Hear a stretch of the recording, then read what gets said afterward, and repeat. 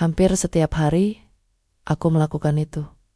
Seperti suami istri yang lagi haus akan cinta. Tapi ini bukan bersama suamiku, melainkan selingkuhanku. Mungkin bagi suamiku, aku hanya patung pelengkap di rumahnya. Jadi, jalan gelap ini, mentari sore merayap pelan di balik gedung-gedung kota, menembus jendela kafe yang mulai berembun. Aku, Arini, duduk di sudut favoritku, menyeruput kopi yang sudah hampir dingin. Pahitnya menyusup ke tenggorokan, menyatu dengan perasaanku yang kalem. Di hadapanku, bayanganku sendiri terpantul samar di kaca. Seorang perempuan dengan rambut tergerai rapi, dandanan sempurna, tapi matanya kosong, seperti pajangan di etalase toko. Indah dilihat, tapi tak bernyawa. 10 tahun sudah, aku menjadi istri budi. 10 tahun hidup dalam rumah yang hangat secara fisik, tapi beku dalam jiwa. Dulu, kami pernah tertawa bersama, berbagi mimpi, saling menatap seolah dunia hanya milik berdua. Kini, percakapan kami sebatas, uang bulan ini cukup. Anak-anak sudah makan, besok. Aku lembur, tidak ada lagi bisikan di tengah malam. Tidak ada lagi pelukan tanpa alasan. Ranjang kami seperti dua pulau terpisah oleh lautan sunyi. Budi bukan suami yang buruk. Ia pekerja keras, bertanggung jawab, menyayangi anak-anak, dan tidak pernah menyakitiku secara fisik. Tapi ia lupa satu hal. Aku bukan hanya ibu dari anak-anak kami. Bukan hanya pengurus rumah. Bukan hanya nama di akta nikah. Aku Arini, seorang perempuan yang butuh dirangkul, butuh didengar, butuh dirindukan. Aku butuh merasa dicintai, bukan hanya dihormati. Aku mulai menulis curhatan ini dalam buku harian lama yang tersembunyi di laci meja. Tak pernah kubayangkan akan merasa sejauh ini dari rumah. Padahal aku setiap hari pulang ke sana. Malam-malam terasa panjang, aku menatap langit-langit, bertanya-tanya kapan terakhir kali Budi memandangku seperti dulu, seolah aku adalah segalanya. Hingga 3 bulan lalu, aku bertemu Ardi. Ia klien baru di kantor. Tampil sederhana, tapi penuh karisma. Awalnya diskusi proyek, tapi lama-lama obrolan kami mengalir ke hal-hal yang lebih dalam. Ia menanyakan kabarku, bukan hanya soal pekerjaan, tapi perasaanku. Ia tertawa saat aku bercanda, dan matanya bersinar saat aku bercerita tentang mimpi-mimpi yang dulu ingin ku kejar. Untuk pertama kalinya dalam bertahun-tahun, aku merasa dilihat, bukan sebagai istri, bukan sebagai ibu, tapi sebagai Arini, manusia yang punya hati, yang bisa merindukan, yang bisa jatuh. Aku tahu ini berbahaya. Aku tahu aku sedang berjalan di tepi jurang. Tapi entah mengapa, dekat dengan Ardi, aku merasa bisa bernapas lagi, tertawa tanpa beban. Menjadi diriku yang dulu, yang masih percaya pada cinta, pada kehangatan, pada sentuhan yang tulus. Namun, di balik semua itu, ada rasa bersalah yang menggerogoti. Aku berbohong pada suamiku, pada keluargaku, pada diriku sendiri. Tapi yang paling menyakitkan, aku menyadari bahwa aku tidak hanya mencari cinta dari luar. Aku sedang mencari kembali bagian dari diriku yang hilang. Dan pertanyaan yang terus menghantuiku, kalau suamiku sendiri tidak bisa membuatku merasa dicintai, siapa yang salah? Aku menutup buku harian, meneguk sisa kopiku. Mentari telah tenggelam. Malam datang, seperti biasa, dan aku harus kembali ke rumah yang terasa semakin asing. Tapi kali ini, hatiku bergetar, bukan karena takut, tapi karena harapan. Harapan yang seharusnya tidak boleh ada. Hujan turun deras saat aku pulang kerja. Payungku basah kuyup. Rambutku meneteskan air di pundak. Tapi entah mengapa, aku tidak buru-buru. Aku malah duduk sebentar di mobil, menatap langit kelabu, membiarkan suara rintik hujan menenangkan pikiran. Yang kekal, 3 hari sudah sejak pertemuan terakhirku dengan Ardi di kafe. 3 hari penuh rindu yang kusimpan rapat. Dan juga penyesalan yang tak kunjung reda. Ardi bukan tipe pria yang biasa menarik perhatianku. Tidak flamboyan, tidak sok keren, tidak penuh pujian berlebihan. Ia tenang, bicaranya pelan tapi tajam. Matanya menatap langsung, seolah bisa membaca apa yang kusimpan jauh di dalam. Kami bertemu pertama kali dalam rapat proyek kolaborasi antara perusahaanku dan kliennya. Saat itu, ia hanya menyapa dengan sopan. Senang bertemu dengan Anda, Bu Arini, tapi ada sesuatu dalam nadanya. Kehangatan yang tulus bukan sekedar basa-basi. Lama-lama, obrolan kami meluas dari deadline proyek ke kesulitan manajemen tim, lalu tanpa kusadari ke hal-hal pribadi. Ia bertanya, "Ibu Arini, apa yang membuat ibu tersenyum hari ini?" Pertanyaan itu sederhana, tapi membuatku terdiam. Kapan terakhir kali seseorang peduli dengan hal sekecil itu? Aku nyaris ingin tertawa, karena jawabannya adalah tidak ada. Tapi aku tidak mengatakannya. Aku hanya menjawab, "Mungkin hujan sore ini." Saya suka suaranya. Dan Ardi tersenyum, bukan senyum formal, tapi senyum yang menyentuh matanya. Saya juga seperti musik alam yang mengingatkan kita untuk berhenti sebentar. Sejak saat itu, setiap kali ada pertemuan kerja, hatiku berdebar. Aku mulai memilih baju dengan lebih hati-hati, memastikan rambutku rapi, walaupun hanya untuk rapat virtual. Aku tahu ini berbahaya. Aku tahu aku sedang menggoda bahaya. Tapi Ardi tidak pernah melewati batas. Ia tidak pernah menyentuhku, tidak pernah mengirim pesan yang menggoda.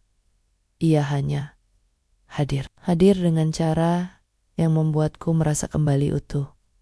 Suatu sore, kami harus menyelesaikan dokumen di luar kantor. Kami memilih kafe kecil dekat taman kota, tempat yang tenang, jarang ramai.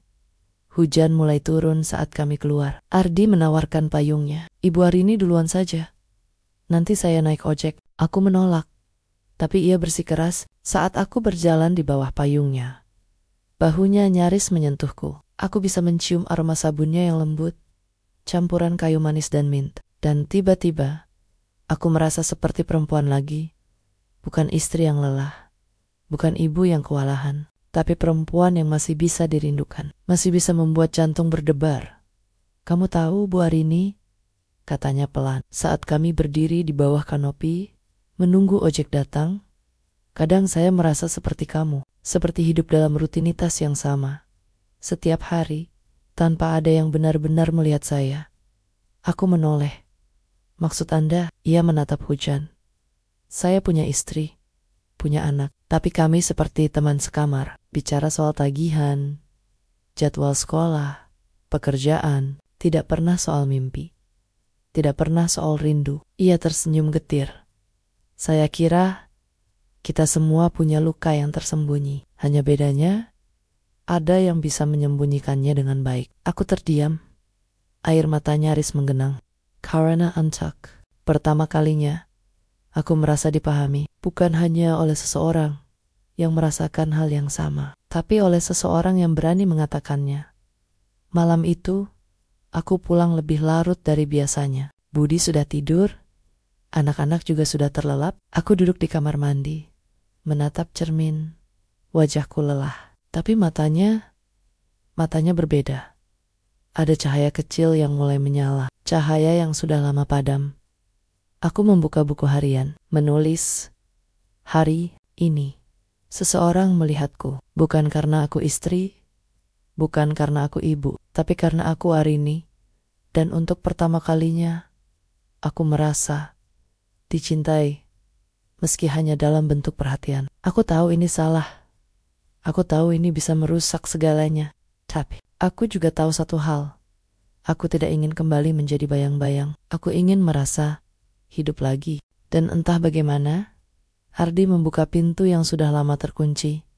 Pintu menuju diriku yang dulu pernah percaya pada cinta, pada harapan, pada kehangatan yang tumbuh dari sentuhan jiwa, bukan hanya dari pelukan. Aku menutup buku, mematikan lampu. Tapi malam itu, untuk pertama kalinya dalam bertahun-tahun, aku tertidur dengan senyum tipis di bibir.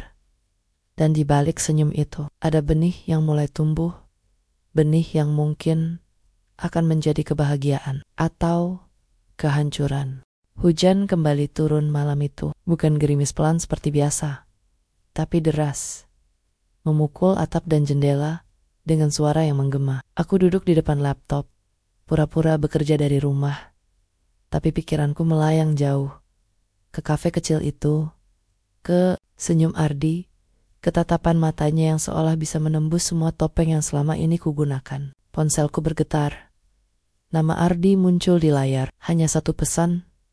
Besok ada revisi final proyek. Bisa ketemu jam 4 di tempat biasa. Jantungku berdebar kencang. Seharusnya tidak ada yang salah. Ini urusan kerja, tapi aku tahu, ini bukan lagi sekadar proyek. Ini sudah menjadi sesuatu yang lebih dalam, lebih gelap, dan lebih menarik. Aku menatap Budi yang duduk di ruang tengah, asyik menonton berita. Ia tidak menoleh, tidak bertanya, tidak peduli. Aku membalas pesan itu dengan tangan gemetar. Baik, saya akan datang. Keesokan harinya, langit masih kelabu. Aku memakai dress biru muda yang dulu sering dipuji Budi karena membuatku terlihat segar. Sekarang, aku memakainya bukan untuk suamiku, tapi untuk pria lain. Rasa bersalah menyusup, tapi segera aku tekan. Ini hanya pertemuan kerja, kataku pada diri sendiri. Tidak ada yang salah. Saat tiba di kafe, Ardi sudah duduk di sudut yang sama. Ia tersenyum, bangkit, dan menarikkan kursi untukku. Gestur kecil itu membuat dadaku sesak. Sudah berapa lama Budi terakhir kali melakukan hal seperti itu? Bahkan membukakan pintu mobil pun sudah jarang. Kami mulai membahas dokumen, tapi obrolan cepat melenceng. Ardi bertanya, "Apa kabar rumah, Bu Arini?" Aku tertawa pahit, seperti museum. Semuanya rapi, tapi tidak ada yang bernyawa. Ia menatapku dalam-dalam. "Kamu layak lebih dari itu." Aku menunduk. Saya juga ingin percaya begitu. Lama-kelamaan, topengku mulai runtuh. Aku mulai bercerita tentang kesepian yang menggerogoti, tentang malam-malam tanpa pelukan, tentang perasaan diabaikan. Meski aku selalu ada. Ardi mendengarkan tanpa menyela, tanpa menghakimi. Dan saat aku menyelesaikan cerita, air mataku jatuh. 1, lalu 2. Ia tidak menyerahkan tisu. Ia hanya meletakkan tangannya di atas tanganku. Hangat, pelan, penuh pengertian. Sentuhan itu seperti kilat. Aku menarik tangan, tapi tidak karena marah. Karena takut. Takut pada kekuatan yang kurasakan. Takut pada betapa mudahnya aku jatuh. "Ardi, ini salah," bisikku. Suaraku parau. "Saya tahu," jawabnya pelan. "Tapi perasaan kita bukan dosa. Yang salah adalah cara kita menyikapinya. Saya punya suami, anak-anak, tanggung jawab, dan saya punya keluarga juga. Tapi saya juga manusia, Arini. Sama seperti kamu sama-sama kesepian, sama-sama butuh seseorang yang mengerti." Hujan semakin deras. Kafe mulai sepi. Kami duduk dalam hening yang penuh makna. Tidak ada yang mengajak pergi, tidak ada yang memaksa, tapi di antara kami ada tarikan yang tak terlihat, seperti magnet yang sudah lama menunggu untuk bertemu. "Apa yang kamu butuhkan sekarang?" tanya Ardi tiba-tiba. Aku menatapnya, bingung. Bukan uang, bukan materi, tapi jiwa kamu. "Apa yang kamu butuhkan?" Aku menarik napas, lama, dalam, sentuhan. Perhatian, rasa, dicintai, tidak karena peran, tapi karena diriku. Ardi mengangguk.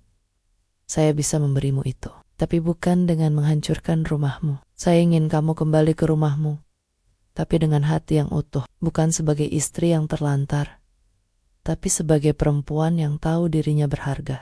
Aku terdiam, tidak menyangka jawabannya seperti ini. Aku mengira ia akan mengajakku lari, memintaku memilih dia. Tapi justru ia mendorongku kembali. Dengan syarat, aku tidak lagi menyerah pada kesunyian.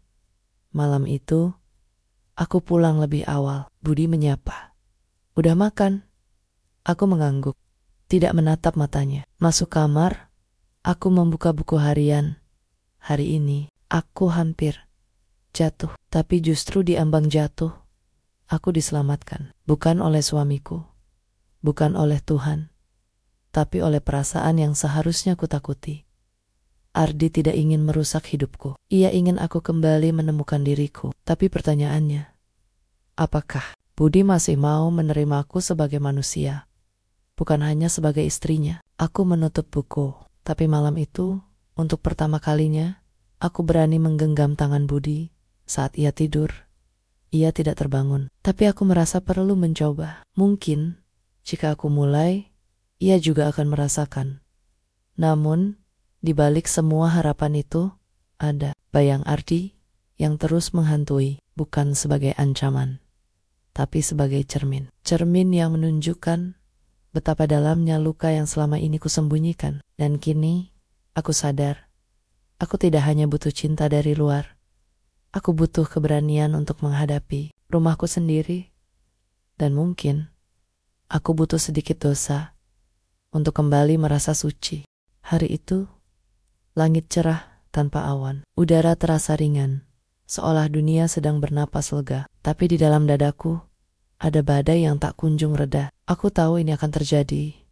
Pertemuan terakhir dengan Ardi, ia mengirim pesan pagi tadi.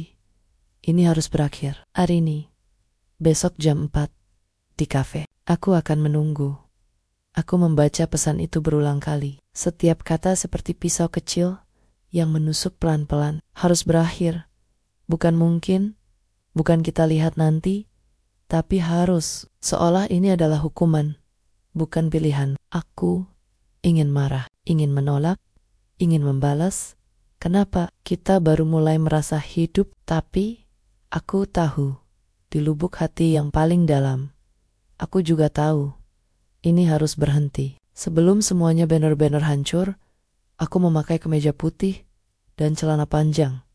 Bukan yang cantik, bukan yang sengaja kusediakan untuk menarik perhatiannya. Aku ingin datang sebagai Arini yang utuh, bukan sebagai perempuan yang sedang jatuh cinta. Saat tiba di kafe, Ardi sudah duduk di tempat biasa. Ia terlihat lebih tua hari itu. Matanya berkantung, bibirnya kering. Ia bukan pria yang tenang seperti biasa. Ia terlihat liar, seperti orang yang baru saja kehilangan sesuatu yang sangat berharga. Kamu datang, katanya pelan, sambil tersenyum tipis. Aku mengangguk, duduk. Tidak ada senyum, tidak ada canda, hanya hening yang berat. Saya sudah serahkan surat pengunduran diri dari proyek ini, katanya, menyerahkan sebuah amplop coklat. Mulai minggu depan, saya tidak akan lagi terlibat. Saya mohon, jangan cari saya. Jangan kontak saya. Ini yang terbaik. Aku menerima amplop itu dengan tangan gemetar. Rasanya seperti menerima surat pemecatan dari hidup sendiri. Tapi kita bisa berteman kan? Tetap bertemu sebagai rekan. Ardi menggeleng pelan. Kalau kita terus bertemu, maka ini tidak akan pernah benar-benar berakhir. Dan saya tidak mau jadi orang ketiga yang menghancurkan rumah tanggamu. Saya sayang kamu hari ini, tapi cara ini salah. Air mataku mengalir tanpa suara. Aku tidak menangis keras, tapi setiap tetesnya membawa rasa sakit yang dalam. Bukan hanya karena kehilangan dia, tapi karena kehilangan diriku yang baru saja kudapatkan kembali. Ardi bukan sekadar pria yang kusukai. Ia adalah cermin yang menunjukkan siapa aku sebenarnya. Dan sekarang, cermin itu akan dihancurkan. Terima kasih, bisikku. Suaraku hampir tak terdengar. Untuk segalanya. Untuck membuatku merasa dicintai, meski hanya sebentar. Ia menatapku, matanya berkaca-kaca. Kamu layak dicintai, Arini, tapi bukan dengan cara ini. Pulanglah, perbaiki rumahmu. Karena rumahmu bukan musuhmu. Musuhmu adalah ketidakpedulian. Dan kamu bisa mengubahnya. Kami berdiam, hanya suara musik pelan dari speaker kafe yang menemani. Lalu, tanpa sepatah kata lagi, Ardi berdiri, membungkuk pelan, dan pergi. Aku tidak menoleh, aku biarkan dia pergi. Langkah demi langkah, sampai pintu kafe tertutup. Aku pulang dengan hati yang terasa kosong. Mobil terasa terlalu besar untukku. Sendiri, di rumah, Budi menyambut seperti biasa. "Udah makan?" Aku mengangguk, lalu langsung masuk kamar. Duduk di tepi tempat tidur, aku memandang amplop di tanganku. Di belakangnya, tertulis tangan Ardi. "Tolong, baca surat ini di rumah." Jantungku berdebar. Aku membukanya perlahan.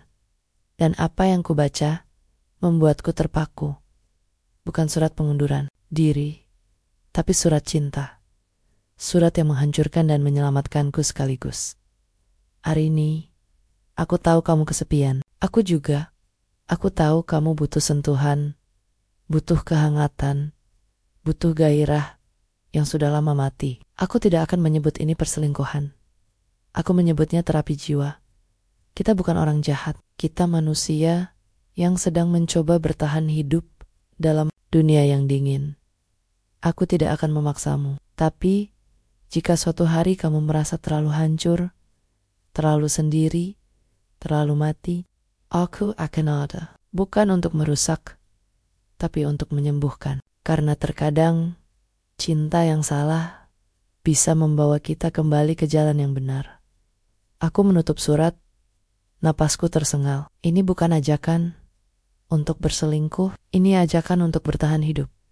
Aku membaca lagi dan lagi, di balik kata-kata itu, bukan nafsu yang kurasakan, tapi pengertian, kedalaman, keterhubungan jiwa yang nyaris spiritual. HP-ku bergetar, pesan dari Ardi. "Aku tahu kamu baca suratnya, tidak perlu dibalas.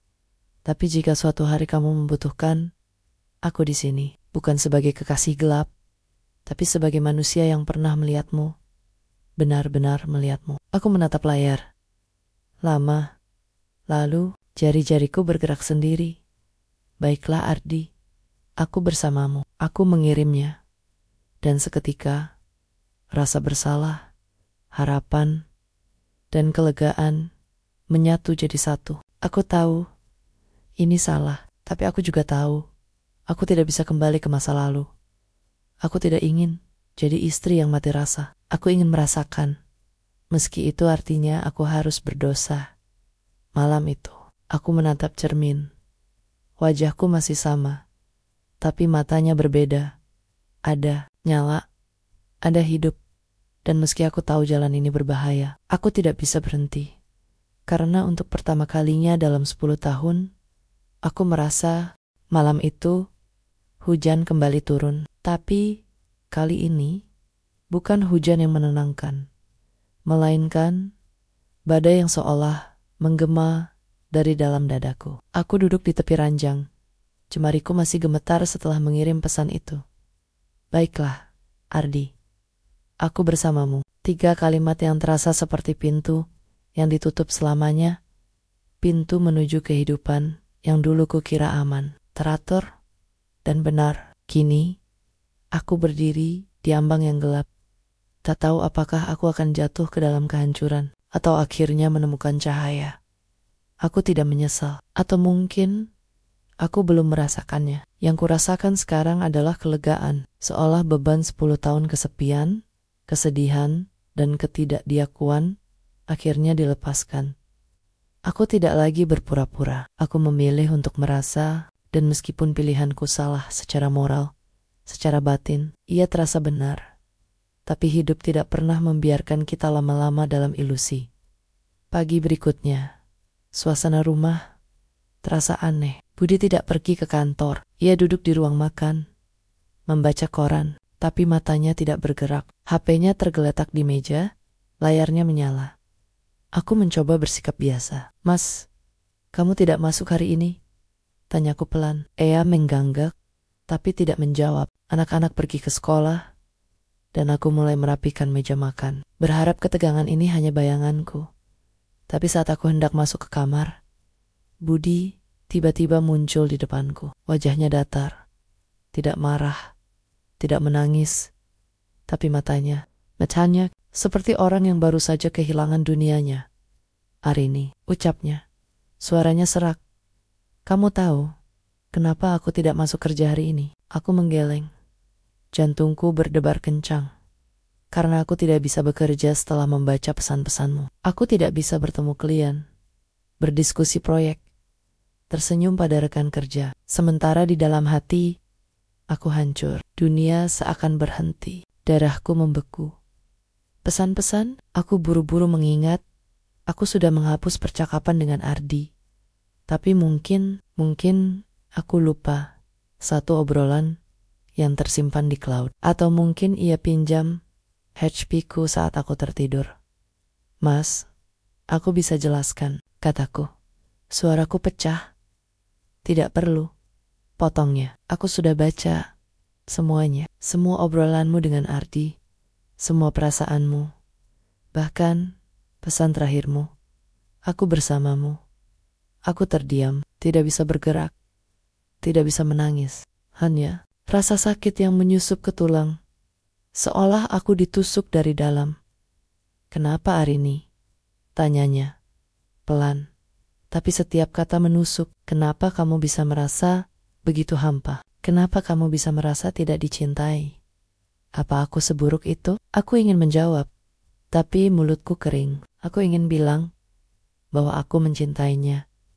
Bahwa ini bukan soal benci, tapi soal rindu. Rindu pada kehangatan, pada perhatian, pada cinta yang hidup. Tapi aku tidak bisa. Karena di matanya, aku bukan lagi istri. Aku pengkhianat. Budi duduk di sofa. Ia menunduk. Tangannya mengepal. Aku tahu aku sibuk. Aku tahu aku jarang pulang tepat waktu. Tapi aku lakukan semua ini demi keluarga. Aku pikir dengan uang, dengan rumah besar, dengan sekolah bagus untuk anak-anak, aku sudah cukup. Tapi ternyata aku lupa yang paling penting. Kamu.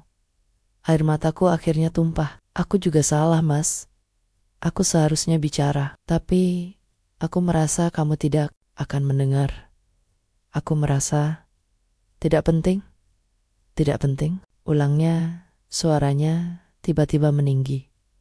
Kamu istriku, ibu dari anak-anakku. Kamu yang selalu menyiapkan makanan, yang merawat rumah, yang menenangkan anak saat sakit. Kamu sangat penting, tapi aku lupa menunjukkannya. Kami tenggelam dalam kesunyian. Hujan di luar semakin deras, seolah ikut menangis. Aku ingin memeluknya, tapi rasa bersalah terlalu besar. Aku telah menyakitinya. Aku telah tidur dalam pelukan bayang-bayang. Sementara dia, suamiku, hidup dalam kesunyian yang sama. Lalu, Budi mengangkat kepala. Matanya merah, tapi bukan karena amarah, karena luka. Tapi ada satu hal yang kamu belum tahu hari ini, katanya. Suaranya tiba-tiba tenang. Ardi, dia bukan sembarang orang. Aku menatapnya, bingung. Dia temanku, teman dekat sejak kuliah. Kami pernah susah bersama. Ia tahu segalanya tentang aku, termasuk tentang perasaanku selama ini. Aku terkesiap. Maksud Mas? Dia tahu aku merasa kesepian. Dia tahu aku merasa seperti ATM. Dia tahu aku merasa kamu tidak lagi melihatku sebagai suami, tapi sebagai mesin pencari uang. Dan dia tahu aku ingin kamu merasakan apa yang aku rasakan selama ini. Rasa dikhianati, rasa diabaikan, rasa hancur. Dunia berputar. Otakku berusaha mencerna. Jadi, kalian merencanakan ini? Budi mengangguk perlahan. Ya, kami merencanakannya. Bukan untuk merusak rumah tangga kita, tapi untuk membukakan matamu. Ardi setuju dengan berat hati. Ia tahu kamu akan terluka, tapi ia juga tahu bahwa jika kamu tidak merasakan sakit itu, kamu tidak akan pernah sadar. Dan aku ingin kamu tahu betapa hancurnya aku setiap malam melihatmu duduk di sudut kamar, menatap jauh, seolah aku tidak ada. Aku terjatuh di lantai, tidak secara fisik, tapi secara jiwa. Dunia yang kukira runtuh karena perselingkuhan, kini runtuh karena kebenaran yang lebih dalam. Aku bukan korban. Aku bukan pahlawan. Aku hanyalah manusia yang terjebak dalam kebisuan. Dan orang-orang yang kucintai pun sama-sama terluka. Apa Ardi benar-benar tidak mencintaiku? Tanyaku. Suaraku hampir tidak terdengar. Dia mencintaimu Arini. Tapi sebagai sahabat, sebagai cermin, ia mencintaimu cukup untuk rela jadi orang jahat, agar kamu bisa kembali ke jalan yang benar. Ia mencintaimu cukup untuk rela kau benci dia, asal kamu tidak membenci dirimu sendiri. Aku menangis. Kali ini, bukan karena rindu, bukan karena bersalah, tapi karena penyesalan yang mendalam. Aku telah menyalahkan budi, menyalahkan hidup, menyalahkan nasib. Tapi aku lupa bahwa cinta itu dua arah. Aku lupa bahwa aku juga berhenti mencintai. Bukan karena tidak mau, tapi karena aku merasa tidak dicintai lagi. Malam itu, kami tidak tidur. Kami duduk di ruang tamu, saling menatap, saling membuka luka yang selama ini terkubur. Budi bercerita tentang rasa takutnya. Takut tidak cukup, takut tidak mampu, takut kehilangan aku. Aku bercerita tentang rasa tidak dihargai, tentang kerinduan akan sentuhan, tentang keinginan untuk dirayu lagi. Seperti dulu, kami tidak saling memaafkan malam itu, karena maaf butuh waktu. Tapi kami mulai bicara, mulai mendengar, mulai melihat satu sama lain. Dan di tengah hujan yang tak kunjung reda, aku menyadari satu hal. Perselingkuhan bukanlah akar masalah. Akarnya adalah keheningan, adalah ketidakmampuan kita untuk berkata, aku rindu kamu, aku butuh kamu, aku masih mencintaimu. Aku menatap Budi. Maafkan aku, bisikku. Ia menatapku lama, lalu perlahan mengangguk. Maafkan aku juga Arini. Aku akan belajar mencintaimu lagi dari awal. Hari-hari setelah pengakuan itu berjalan pelan, seperti waktu sedang menahan napas. Rumah yang dulu terasa dingin, kini dipenuhi ketegangan yang berbeda. Bukan karena kebencian, tapi karena luka yang baru saja diangkat ke permukaan. Kami tidak saling menghindar, tapi juga belum bisa saling menyentuh. Setiap tatapan terasa berat, setiap kalimat diukur dengan hati-hati. Seolah satu kata salah bisa membuat dinding yang mulai retak runtuh sepenuhnya. Aku, Arini, merasa seperti berjalan di atas pecahan kaca. Di satu sisi, ada rasa bersalah yang menggerogoti, bukan hanya karena pesan-pesan yang kirimkan pada Ardi, tapi karena selama ini aku menyalahkan Budi tanpa melihat bahwa aku juga telah menutup diri. Di sisi lain, ada kebingungan. Siapa yang sebenarnya aku? Apakah aku wanita yang jatuh cinta pada pria lain karena butuh cinta? Atau aku hanya manusia yang mencari dirinya sendiri dalam pelukan orang asing? Budi tidak pernah mengusirku. Ayah pernah menuduhku dengan kebencian, tapi diamnya jauh lebih menyakitkan daripada teriakan. Ia tetap menyiapkan kopi untukku di pagi hari, tetap menanyakan kabar anak-anak, tetap membayar tagihan.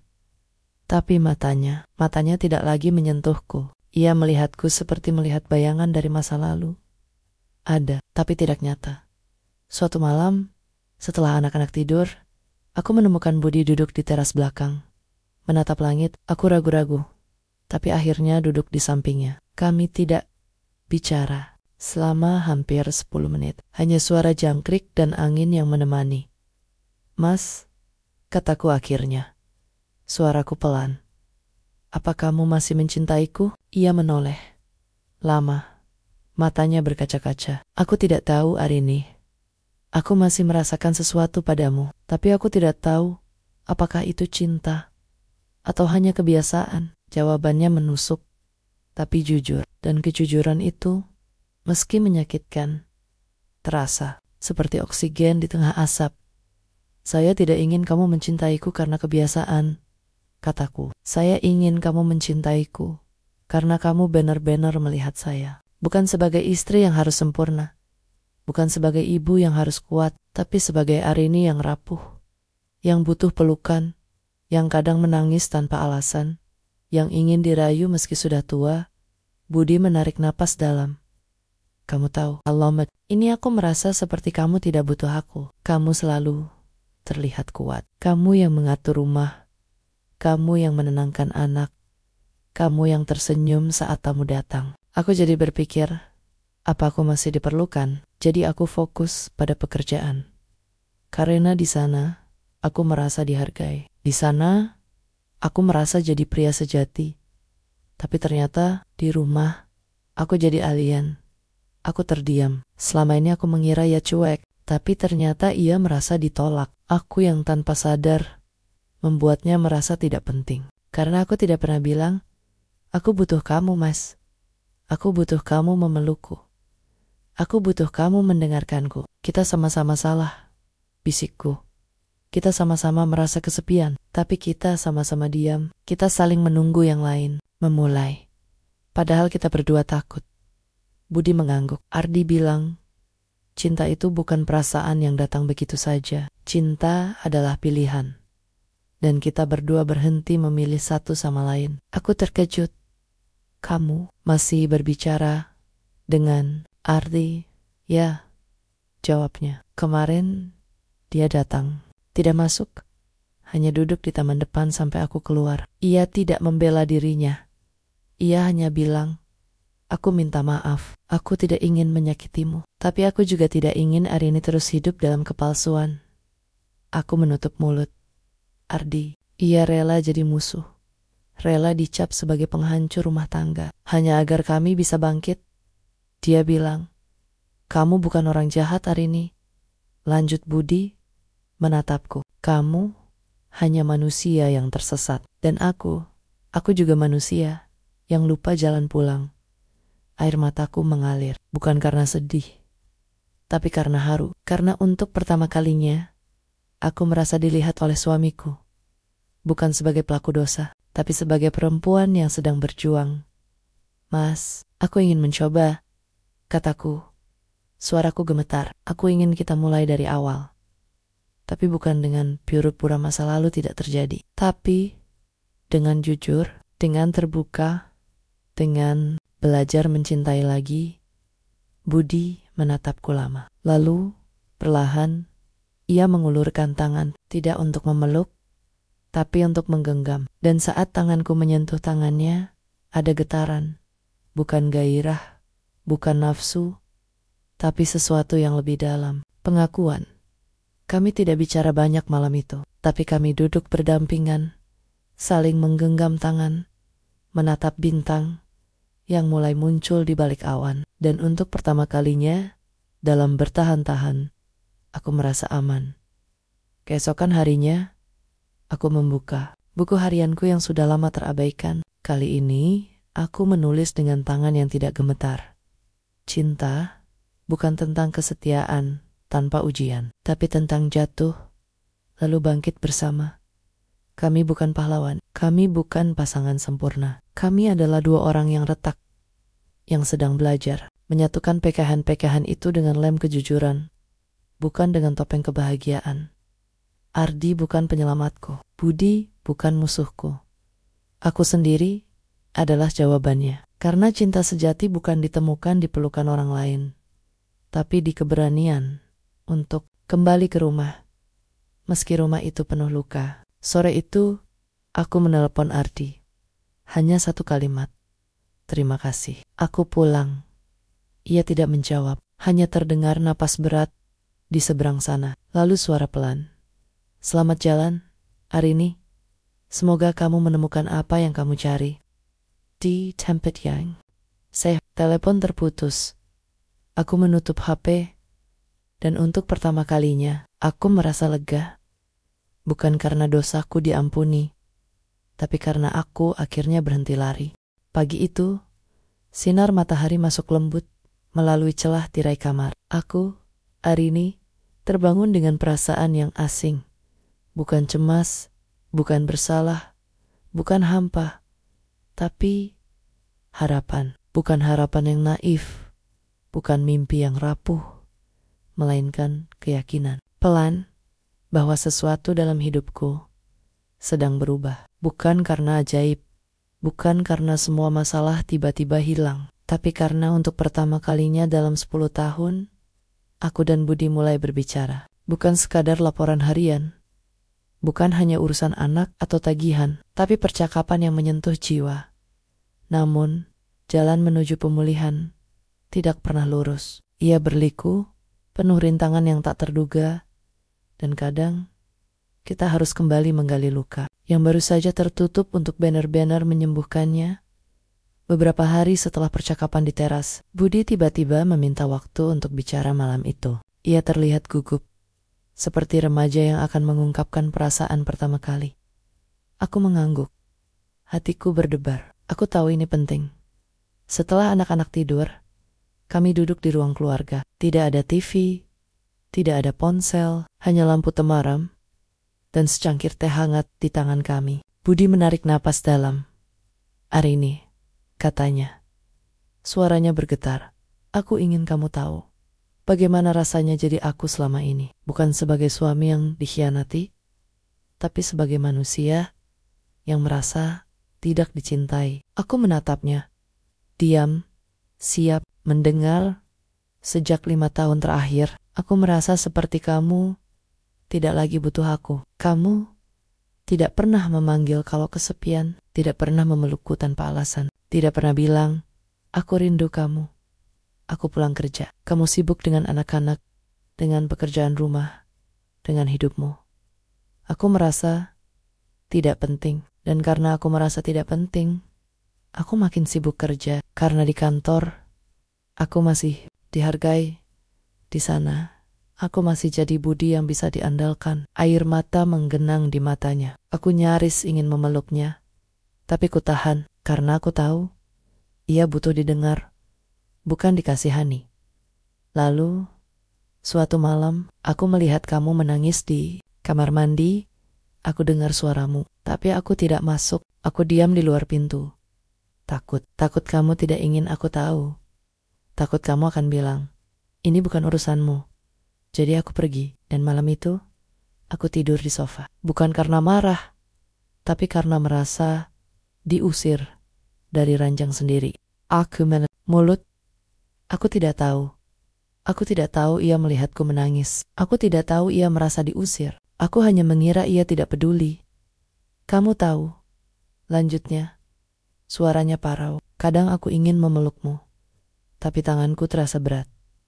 Karena aku takut kamu akan menepis. Aku takut kamu akan bilang, 'Lagi sibuk, Mas.'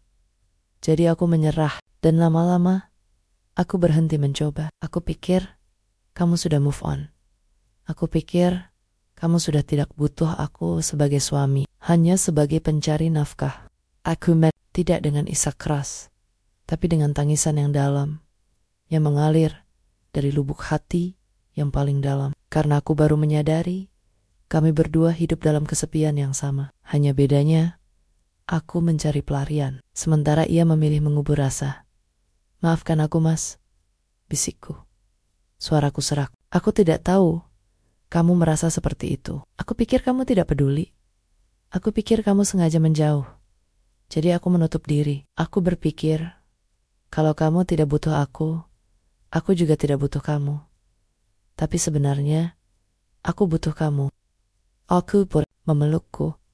Aku butuh kamu menatapku seperti dulu. Tapi aku tidak pernah bilang, karena aku takut kamu akan bilang tidak." Kami tenggelam dalam hening.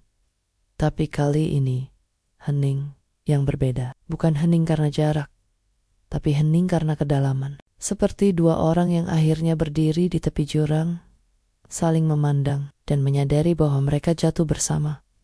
Lalu, tanpa kata, Budi berdiri. Ia berjalan pelan ke arahku, lalu duduk di lantai di depanku. Ia menatap mataku lalu perlahan menggenggam kedua tanganku.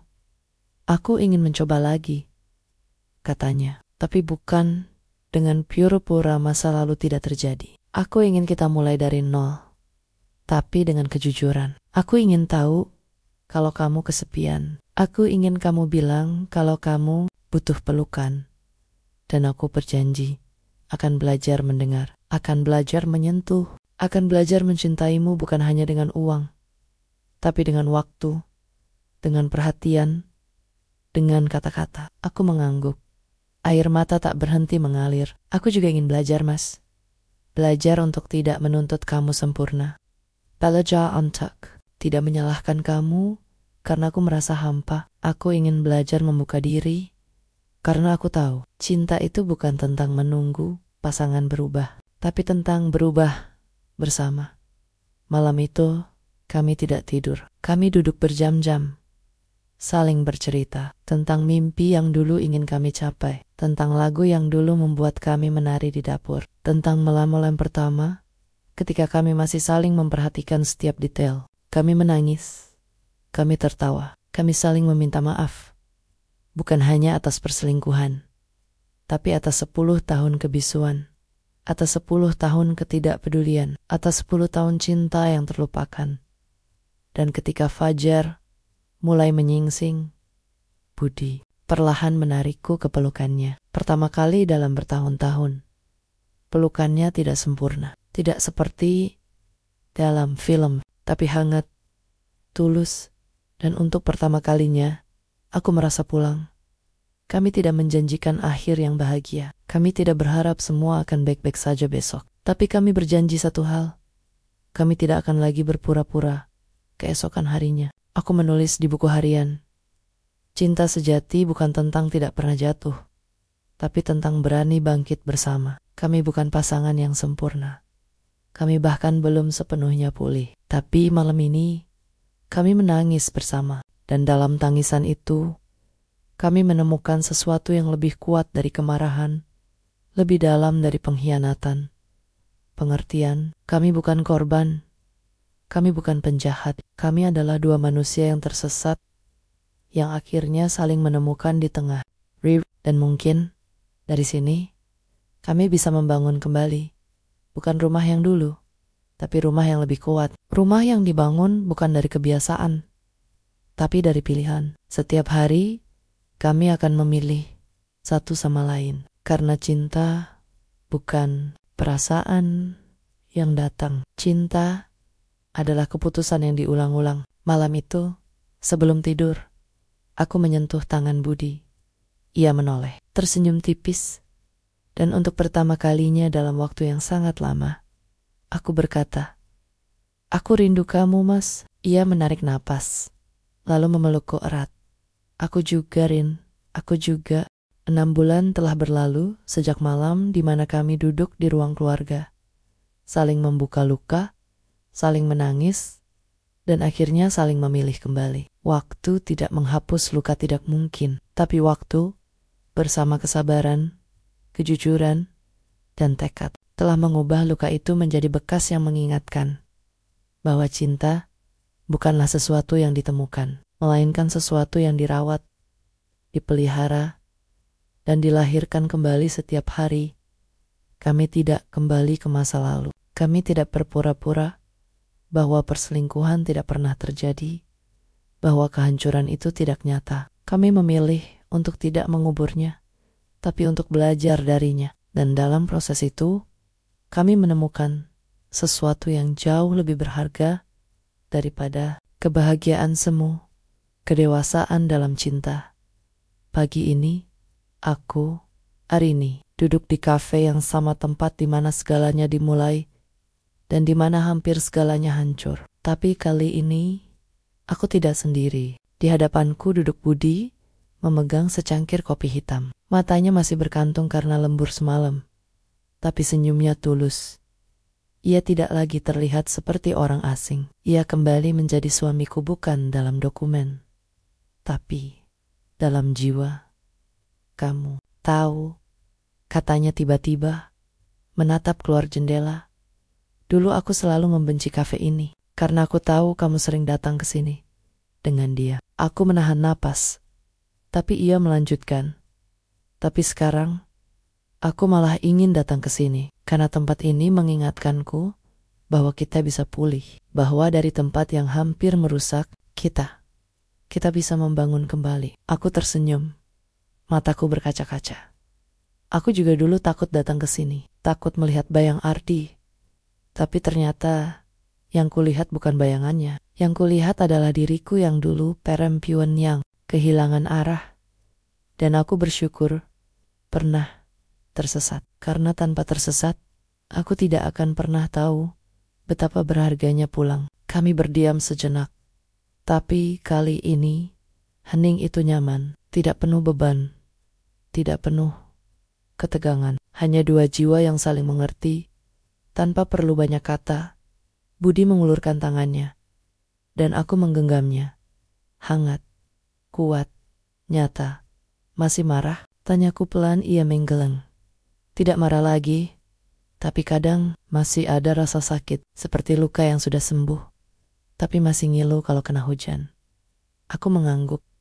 Aku juga, tapi aku percaya. Rasa sakit itu bukan untuk menghukum kita, tapi untuk mengingatkan kita agar tidak pernah lagi mengabaikan satu sama lain. Kami mulai rutin datang ke kafe ini setiap Sabtu pagi, bukan untuk mengenang masa lalu, tapi untuk merayakan kehadiran. Kami bicara tentang pekerjaan, tentang anak-anak, tentang mimpi yang dulu terlupakan. Kadang, Budi tiba-tiba berkata, "Aku rindu kamu."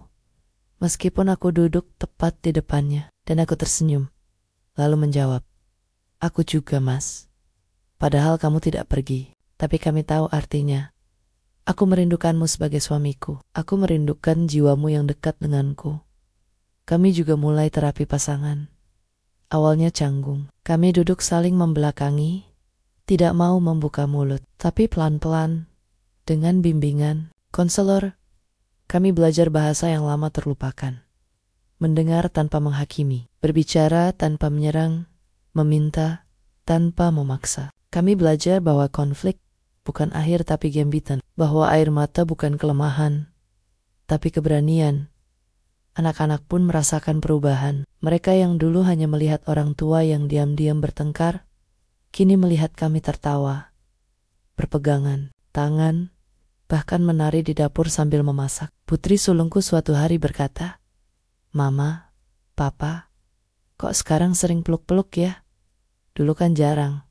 Aku tertawa, lalu memeluknya. "Karena Mama dan Papa baru belajar mencintai lagi, Nak. Kita harus latihan, seperti kamu belajar main piano." Budi tidak pernah menghubungi Ardi lagi. Tidak perlu. Ardi menghilang dari kehidupan kami bukan karena dendam, tapi karena tugasnya telah selesai. Ia seperti dokter yang menyembuhkan pasien dengan cara yang kontroversial, lalu pergi tanpa meminta. Terry McCose. Suatu hari, aku menerima pesan singkat dari nomor tak dikenal. "Aku senang kamu pulang. Jaga dia, jaga dirimu. Hidupmu berharga." Aku tahu itu darinya. Aku tidak membalas, tapi aku berdoa dalam hati. "Terima kasih Ardi. Kamu bukan pahlawan, tapi kamu adalah cahaya di tengah malamku yang tergelap." Hari ini, kami merayakan ulang tahun. Pernikahan ke-11. Tidak dengan pesta mewah, tidak dengan liburan ke luar negeri, tapi dengan makan malam sederhana di rumah. Lilin menyala. Musik pelan diputar dari speaker kecil. Kami menari pelan di tengah ruang tamu, seperti pasangan tua yang masih saling mencintai. Di tengah tarian, Budi berbisik di telingaku, "Aku mencintaimu, Arini. Bukan karena kamu istriku, tapi karena kamu memilih untuk tetap di sini. Karena kamu berani jatuh dan berani bangkit." Aku menangis, tapi kali ini bukan karena sakit, karena penuh rasa syukur, penuh cinta. Malam itu, aku menulis di buku harian buku yang kini tidak lagi tersembunyi, tapi terbuka di meja samping. Ranjang, cinta bukan tentang kesetiaan tanpa godaan, tapi tentang memilih kembali meski hati pernah goyah. Kami bukan pasangan yang sempurna. Kami pernah terjatuh ke lembah dosa, pernah saling menyakiti, pernah merasa seperti asing dalam pelukan. Tapi kami belajar, kami jatuh, kami luka, kami menek, dan dari sana, kami bangkit bukan sebagai pemenang, tapi sebagai manusia yang lebih utuh. Kami belajar bahwa rumah bukan hanya dinding dan atap. Rumah adalah ketika seseorang melihatmu menangis dan tidak pergi. Rumah adalah ketika kamu mengakui kesalahan dan masih dipegang erat. Rumah adalah ketika dua hati yang retak memutuskan untuk menyatu lagi, bukan dengan menyembunyikan pecahannya, tapi dengan membiarkan cahaya masuk lewat celah-celah itu Aku tidak lagi mencari cinta di luar, karena cinta sejati bukan ditemukan di pelukan orang lain. Ia tumbuh di tanah yang dirawat setiap hari dengan kejujuran, dengan maaf, dengan keberanian untuk berkata, "Aku butuh kamu." Dan malam ini, aku tahu, aku sudah pulang. Aku menutup buku. Budi sudah tertidur. Aku menatap wajahnya keriput di dahinya. Kumis yang mulai beruban, napasnya yang tenang. Aku menyentuh tangannya, lalu berbisik, "Terima kasih, karena tidak pernah benar-benar melepasku." Di luar, hujan mulai turun, lembut, seperti doa. Dan di dalam rumah yang dulu beku, kini tumbuh kehangatan perlahan, pelan, tapi nyata. Karena cinta bukan akhir dari konflik. Cinta adalah keberanian untuk terus memperbaiki cermin yang retak. Dan kami, Arini dan Budi, kini sedang belajar melihat satu sama lain dengan mata yang baru, dengan hati yang terbuka, dengan cinta yang lahir kembali.